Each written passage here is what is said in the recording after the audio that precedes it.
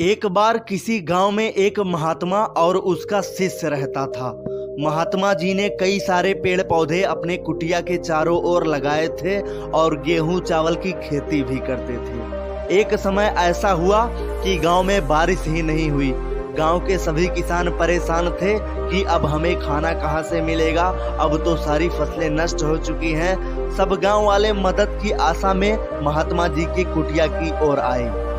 महात्मा जी ने सबको उम्मीद की किरण दिखाते हुए कहा कि आप लोग चिंता ना करें, आप हर रोज मेरी कुटिया के पास आना और हर रोज गेहूं की बालियों को काट कर ले जाना।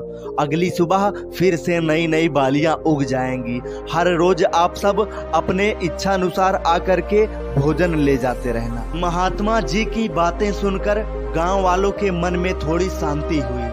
महात्मा जी हर 6 महीने बाद हिमालय की चोटियों पर साधना करने के लिए चले जाया करते थे। उनके हिमालय जाने का समय हो चुका था, इसीलिए उन्होंने अपने शिष्य को एक कलश जल भरकर दिया और शिष्य से कहा कि इस दिव्य जल को हर रोज फसलों के ऊपर एक एक बूंद डाल देना, ताकि अगली सुबह नई बालियां उग जाया करें। शिष्य ने कहा कि ठीक है महाराज।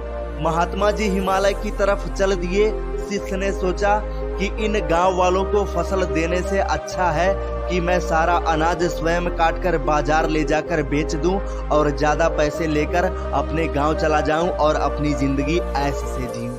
शिष्य ने जल की बूंदों को फसल के पौधे पर डालकर सो गया। अगली सुबह जब वह सोकर उठा तो उसने देखा कि सारी फसलें जल चुकी थी। गांव वालों के चिल्लाने की आवाज सुनाई दे रही थी।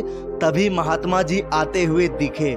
महात्मा जी शिष्य के पास आकर बोले कि अभी तो तुमने बस बुरा सोचा ही था, देखो सारी फसलें नष्ट हो गई। महात्मा जी ने उस लालची शिष्य को भगा दिया। सारे फसल फिर से लहलहाने लगे। दोस्तों, इस कहानी से हमें यह सीख मिलती है कि कभी भी हमें अपने अंदर पाप की भावना नहीं रखनी चाहिए, नहीं तो उसका परिणाम बुरा ही मिलेगा। दोस्तों, कहानी कैसी लगी कमेंट बॉक्स में लिखकर जरूर बताएं और अगर वीडियो अच्छी लगी हो तो प्लीज़ वीडियो को लाइक शेयर करने के साथ साथ चैनल को सब्सक्राइब करके बेल आइकन जरूर दबा दें, ताकि इसी तरह की डेली मोटिवेशनल वीडियोज और स्टोरी आप तक सबसे पहले पहुंच सके। धन्यवाद।